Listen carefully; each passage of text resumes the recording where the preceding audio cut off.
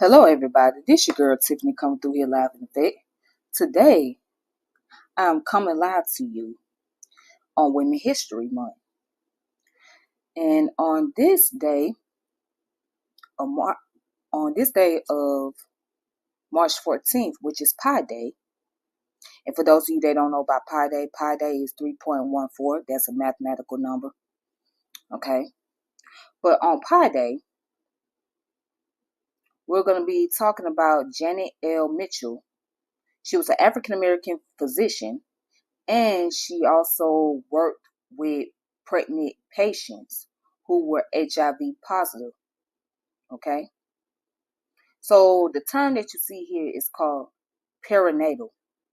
All right. Perinatal means women who are at high risk of pregnancy. All right. So we got to honor the women who were trailblazers during a time period throughout the course of history. And so Janet L. Mitchell, by her being a physician, that represents the STEM program. And STEM is very important to us. All right. So let's go ahead and get started. So first and foremost, I want to share the picture with you guys of who Janet L. Mitchell is. As you can see, she's this lovely lady right here. That's her. A beautiful lady.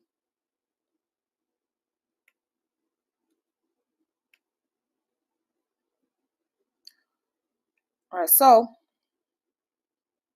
I also want to go ahead and get into the history about who Janet L. Mitchell is. Now, who is she? Here we go. Now let's go into the information, shall we? Now, this is all I could find regard to her story. So, Janet L. Mitchell was an African American physician known for her advances in perinatal HIV/AIDS treatment during the early days of AIDS epidemic in the U.S. Mitchell developed protocols for health treatment of pregnant women who were HIV positive or at risk for developing AIDS. She advocated against mandatory testing and testifying before Congress. She advocated in favor of an inclusive approach to healthcare and social services. One of her innovations derived from a study that saw a 70% decrease in HIV transmission to babies when AZT was administered to their mothers during the pregnancy. Now, what is AZT? Okay. So, AZT, which is called azithromycin, it was the first antiretroviral medication used to prevent and treat HIV/AIDS. It is generally recommended for use in combination with other antiretrovirals. It may be used to prevent mother-to-child spread during birth or after a needle stick injury or other potential exposure. It is sold both by itself and together. All right. It can be used by mouth or by slow ingestion into a vein.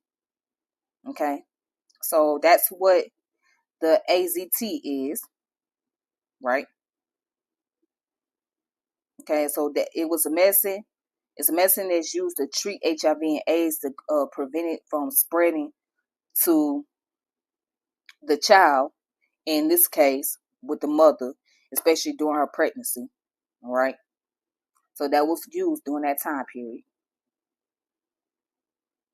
So let's go into the early life. So she was born in Lexington, Kentucky to Richard, a horse jockey, trainer, butler, and driver, and Minnie Mitchell. The family lived in a segregated government housing project with the children attending segregated schools for most of their childhood.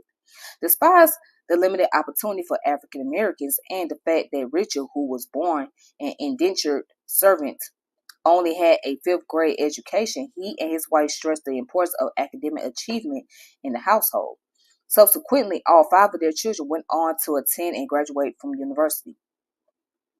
So she attended to Mount Holyoke College for her undergraduate education. Graduating with a bachelor's degree in 1972, she then attended Howard University College of Medicine. While in medical school, she struggled academically, almost dropped out after her first year. Later discovered she had dyslexia. Mitchell sought help, continue her studies, and graduated in 1976. She returned to school later in her career and earned a Master's of Public Health at Harvard University, graduating in 1987. So during this time, she was appointed in 1983 to serve on the newly formed New York State AIDS Worker. Oh, excuse me. Yeah, yeah. To serve on the New York State AIDS Advisory Council. She was involved in developing policy for controlling infection via procedures written for healthcare workers. So Mitchell often credited her upbringing as being instrumental in her choice of career, as her focus on marginalized communities and in particular women. In a 2003 interview with Changing the Face of Medicine, she stated, I grew up in a government project with two wonderful parents, working at Harlem Hospital and doing almost all of my rotation in medical school at Washington, D.C. General Hospital. I said, but by the grace of God, but by the grace of God, go I. I have ever since devoted myself to the underserved and the most disenfranchised. Right? So that's her beginnings. Right? So this is the picture of her graduating from the medical school at Howard University.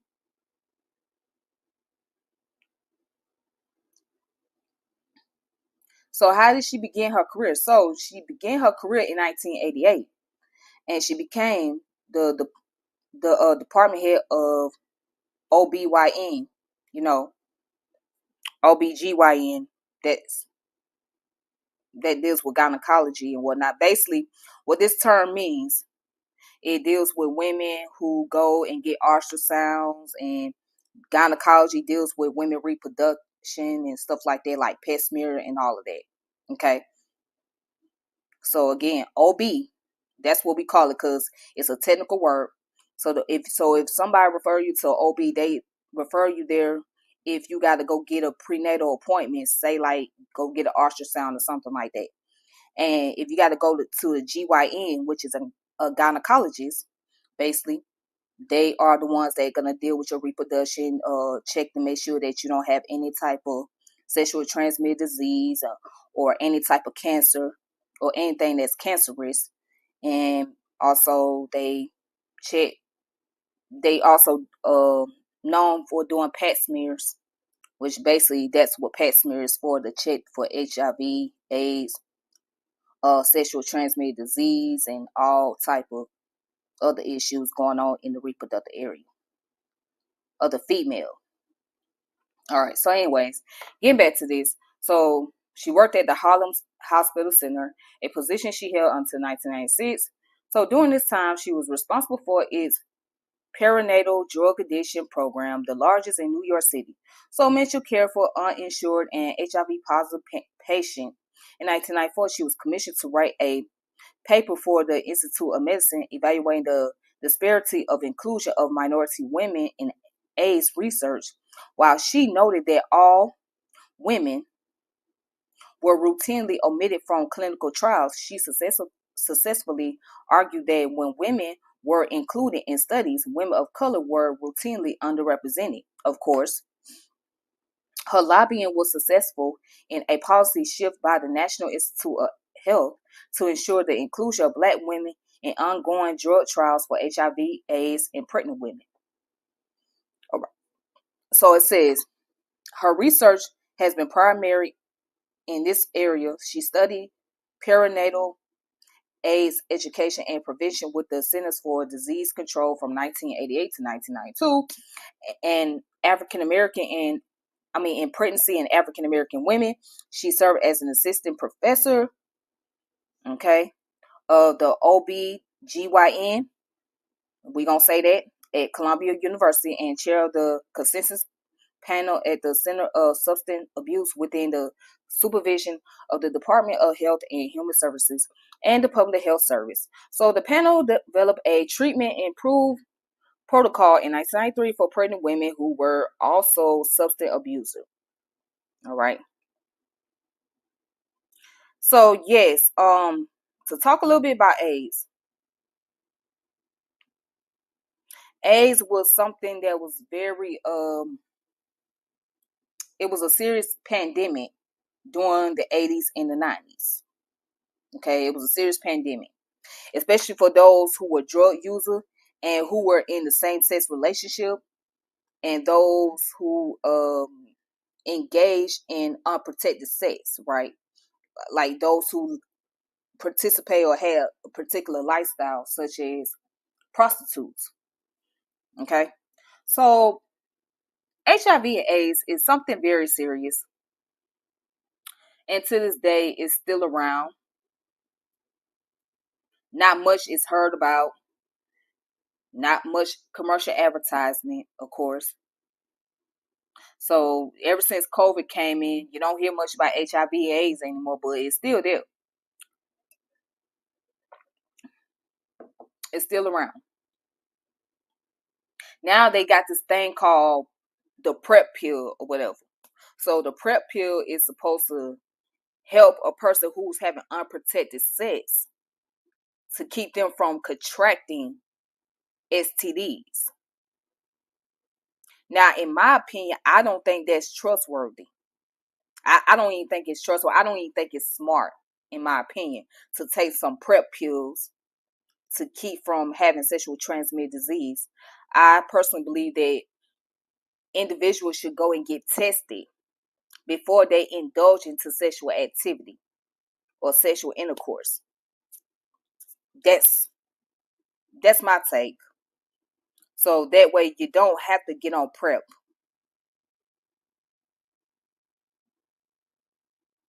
All you gotta do is make sure that the person that you're having sex with don't have any type of sexual transmitted disease. If people go and get physicals every year and make it their priority, then they'll know their status. They'll know where they stand on their health. But now we're in an age where people can be reckless and don't give a damn. And then when something happens, it's too late. You know, this generation don't care about warnings. They don't care about how they're going to be affected in the long run. They don't care to listen to that. This is a whole nother generation. We hear about the sneaky links. We hear about the pound towns and the shoot the club up and all this other stuff, all these different terminologies. That's what we hear. So we don't hear much about safe sex anymore. Wear condoms, use contraception. We don't hear much about that anymore. But when I was coming up, that was thrown in your face. That was thrown in your face. You seen commercial. Even BET had commercial left to right about sexual transmitted disease. And speaking of AIDS, there was an album back in 1996, I believe. It was called America is Dying Slowly.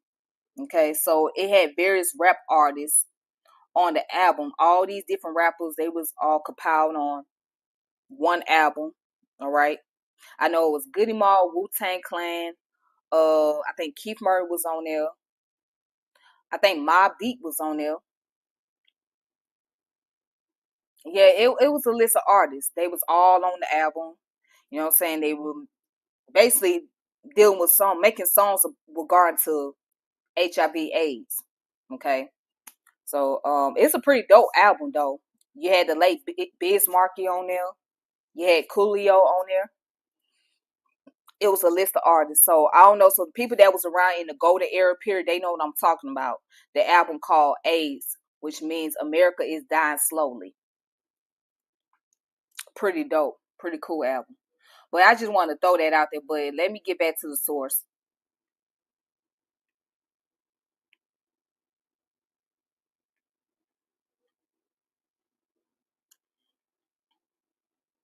All right, so it says in the early days of AIDS epidemic, many programs were tried, and Mitchell was often consulted to review solution. She was called as an expert witness to testify before Congress on children and HIV infection in 1989, and again in 1990 to discuss underrepresentation of minority and drug abusers. She and other recommended coordinated services between healthcare and social and psychological help as a means of stemming the epidemic. As a means of confirming this recommendation, Mitchell conducted a study from 1989 to 1992, which evaluated three separate groups of women and the way that health services and education about HIV transmission was delivered to them. Her findings concluded that risk is most successfully reduced if education is incorporated into a routine clinical program meeting the basic health needs of patients. All right. So let me show you guys one of her studies that she did. All right. So I'm just going to show one.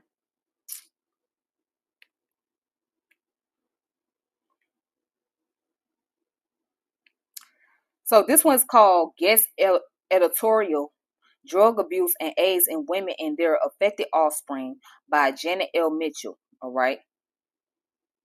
And this took place in New York. So this is what she had to say. She said, it is clear that, let me go ahead and zoom that up a little bit. It is clear that when discussing women and children who have tested positive for the human immunodeficiency virus, we are talking about women and children of color, the majority of whom are Black. The numbers of cases of acquired immunodeficiency syndrome reported to the Centers for Disease Control grow daily, and over the past few years, the percentage by gender and race have remained essentially the same. Although AIDS and HIV infections still affect primarily white males, women account for approximately 7% of all cases reported, and among these, approximately 70% are women of color. Slightly over 50% are identified as Black, and approximately 20% are classified as Hispanic or Latino. So the percentage for children revealed an equally unfortunate distribution.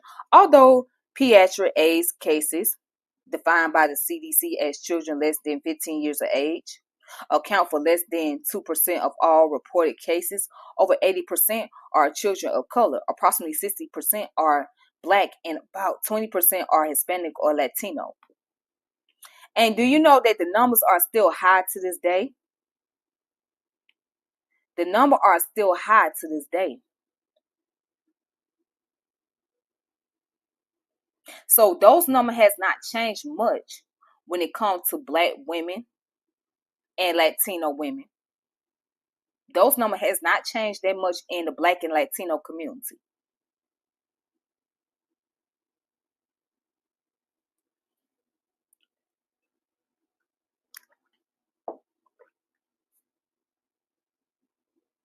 Allow that to marinate. Allow that to marinate. Just make you wonder, like how Arsenio Hall used to do. Makes you wonder, yeah, it makes you wonder what's going on with that. Why the numbers have not changed over the years. Why is it relatively still the same? What is going on?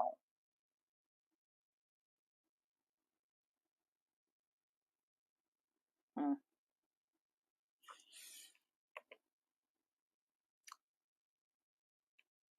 Let's continue on. Right. So risk factors. It says a review of risk factors or behavior will explain why. The title of this editorial focuses on the problem of drug abuse. So she put 50% of all women reported with CDC define AIDS list intravenous drug use as a risk factor. Okay, so 20% admitted to heterosexual contact with a person presently or in the past who engage in risky behavior, either intravenous drug use or bisexuality. Those who receive transfusion account for 10%. Those born in an endemic country account for 6%, and 11 could not identify a risk factor. I suspect that ignorance of a partner's drug use and bisexuality account for many of those who could not list a risk factor. So risk factors for children differ by ethnicity and mode of transmission, right? So sex distribution is fairly equal 50-50. However, 90% of children with uh parentality, parentality acquired AIDS were black and or Hispanic, whereas only 42% of hemophilia or transfusion associated pediatric AIDS cases were minority patients. So 66% of all pediatric AIDS cases listed intravenous drug use, either of the mother or her sexual partner, as a risk factor. However, 88% of non-white pediatric AIDS cases, as compared with 45% of white pediatric AIDS cases, have at least one parent who is an intravenous drug user. Okay, so I'm assuming when they use the term intravenous, mean that someone who share drugs, like who share needles. So for example, if you share a needle with another person, right, you can get infected like that. So if someone is a heroin user and there's another heroin user and they're both sharing the same needle, they can get infected. They can get infected. Now, let me continue on with the source over here. So it says she also wrote about the HIV infection, right? She said she put the CDC conducts ongoing longitudinal studies of prostitutes and HIV infection, and some of the statistics generated are quite interesting. HIV positivity mirrors geographic location and income status. The coastal area, California, New York, and New Jersey, have higher HIV positive rates than Nevada. And this was what, back in 1989? I'm surprised about that. So let's talk about that for a moment. She said that the number was pretty high for those in Nevada, right? Well, that's surprising because if I'm not mistaken, Las Vegas is legal to be a prostitute. You could become a prostitute in Las Vegas. So they do a hell of prostitution out there. But it's interesting to me though. And you guys, my screen had went out, so that's why you can hear me from the audio, because my screen has gone out. Sometimes the computer acts up every now and then. Right. All right. So let's continue. So it says that also the rate of positivity is higher in the streetwalker than in the high price call girl. Racial breakdown is skewed towards minority. Once again, the impact of intravenous drug use is evident, as 76% of prostitutes list drug use among their risk behaviors. Then she goes on to state that HIV infection in women differs little from that in men, except that the incidence of Kaposi sarcoma is lower. Recurrent and treatment-resistant vaginal candidial infection may be a presenting symptom. Little real data are available about the interrelationship of HIV and pregnancy. Original estimates of perinatal transmission rates range from 12% to 65%. The higher percentage reflecting the likelihood of delivering a second affected child after the delivery of a first. The two ongoing studies in New York, one in the Bronx and the other in Brooklyn, now quote a 50% perinatal transmission rate, with little evidence that pregnancy adversely affects the progression of the disease. The efficiency of transmission may be related to the severity or stage of the disease. All right.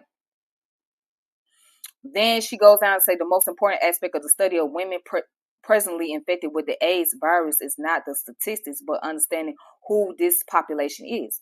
Those of us who have spent any time in publicly underfunded institutions, who have worked with drug abusing women, and who have walked the streets of our inner cities, have known these women for a very long time.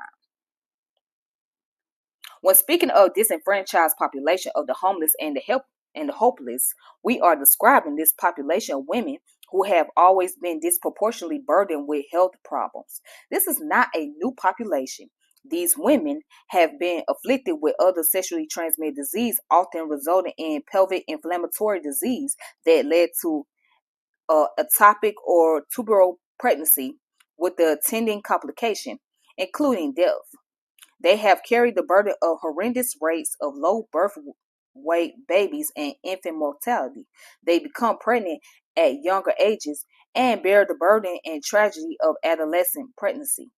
They die of complications related to pregnancy more often than do their more affluent and educated black and white counterparts. And they are more likely to suffer from court ordered forced obstetricial intervention, even though the American College of OB/GYN has denounced the practice. So, again, this article came out in 1989.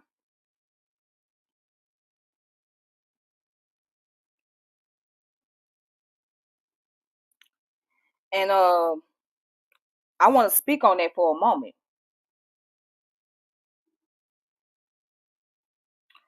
because this kind of hit close to home for me uh, because I had one of my relatives, an uncle, who had died from AIDS. Okay, he was living with AIDS for a long period of time. And I believe with his case, it was because of drug transmission, you know what I'm saying, sharing needle. So that I think that's how he called it. And I could recall around, I believe it was 2011 or 2012, that I was at a local library. I was at the event they was having where they was talking about AIDS and HIV. So there were all men in the room. It was a bunch of males. Majority of them were black, and it was a few females in there, I believe. But majority of them was black. Well, no, all of them was black. Really, it was all black males in there, and most of them were homosexuals. And then most of them were living HIV and AIDS. They were living with HIV and AIDS. Each of them was telling their story, and it took a lot for me to not. It took a lot for me not to really become so emotional because it was pretty sad just to listen to how long they were living with it and how they found out they contracted it and stuff like that. And then there was one lady, she did a poetry, right? She said she used to work for, I think she used to volunteer doing some type of health services or something. And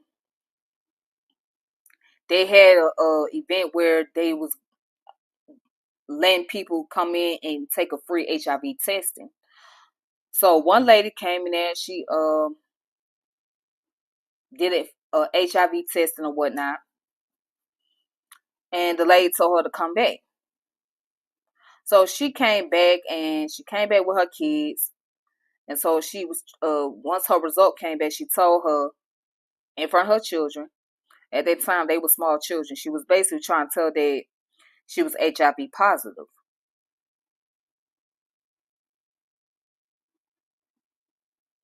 You know, and it's a devastating thing.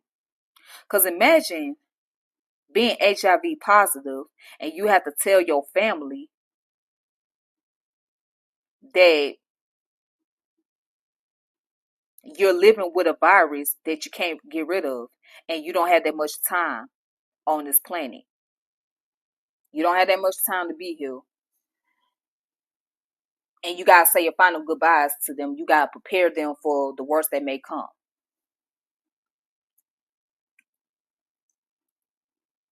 That's the most heartbreaking part about it.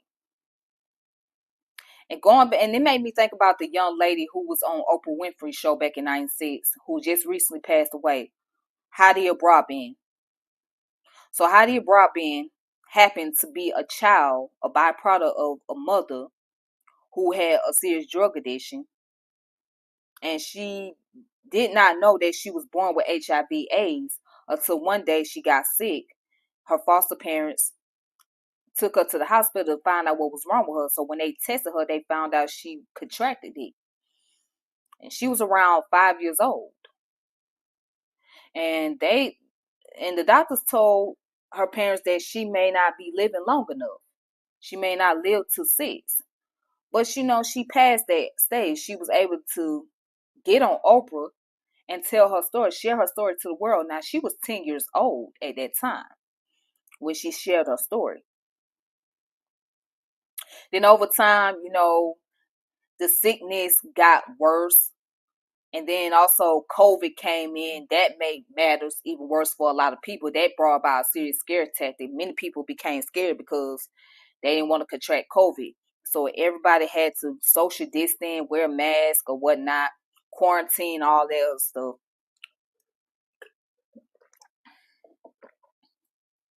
But in this young lady's case, her body started to like slow down. She couldn't, her body couldn't adjust to it anymore. You know what I'm saying?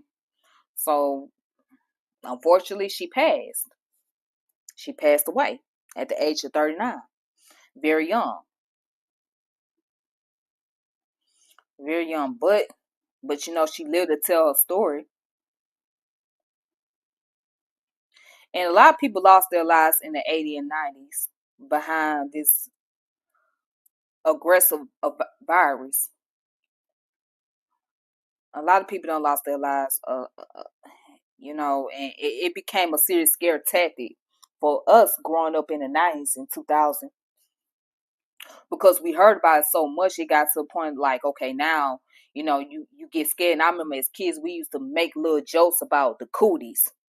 You know what I'm saying? But it was nothing to joke about. But as kids, you'd be like, hey, you better be careful. You're going to catch the cooties or you're going to get the cooties.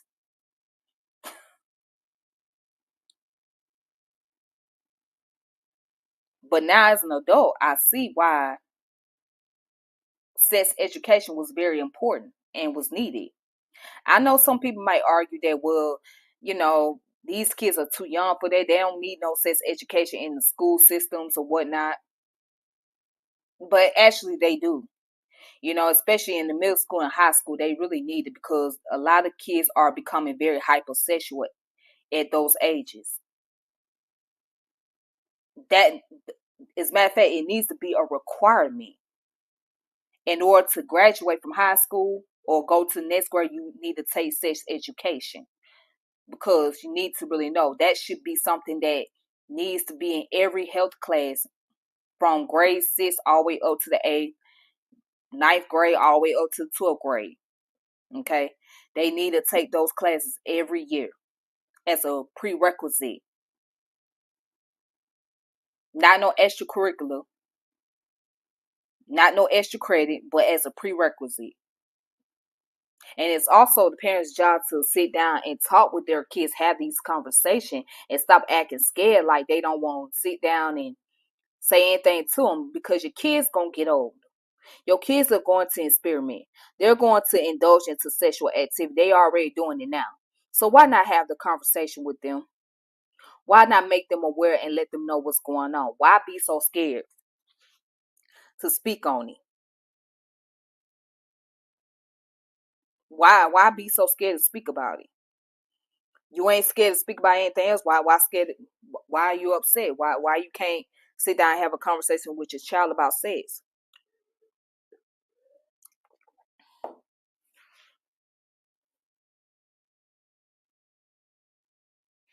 That's my whole take on the why. Why are parents so afraid to have conversation with their children about sex and sexual transmitted disease?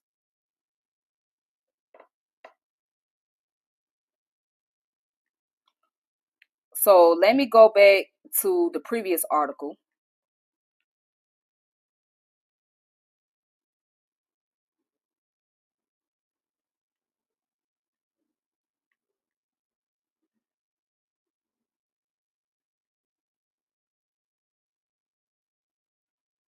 All right, so let's scroll down her personal life. So she was married to Arthur Glass Jr., a vice president at the Jackie Robinson Foundation of New York City in 1991, but they later divorced. Mitchell developed early Alzheimer's disease and was placed in long-term care. In 2007, Mitchell was a feature subject in a Nightline program which explored the vulnerabilities of people with early onset dementia.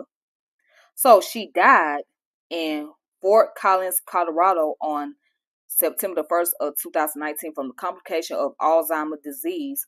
She was 69 years old.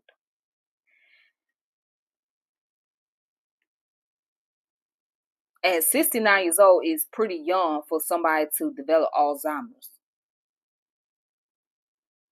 69 years old, that's pretty young to have Alzheimer's disease